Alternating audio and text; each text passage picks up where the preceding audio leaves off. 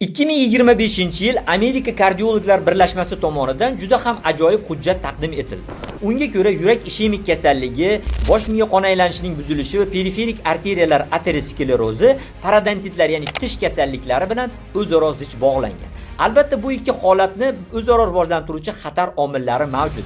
Jumladan sigaret nos chekish, spirtli ichimliklar iste'mol qilish, ortiqcha vazn, kam harakatlilik, qandli diabet va hokazo.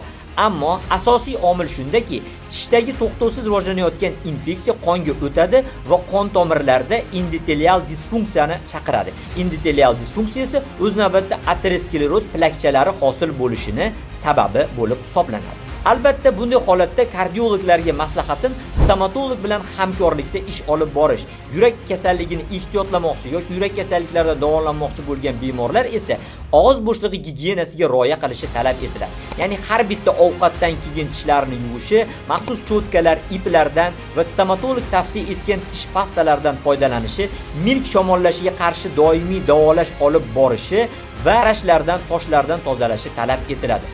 O'z stomatologingizni tanlang. Unga albatta oyiga yoki 1 yil davomida 5-6 marotaba ko'rining, kardiolog bilan hamohanglikda ishlashiga xizmat qiling. Bizni kuzatib boring.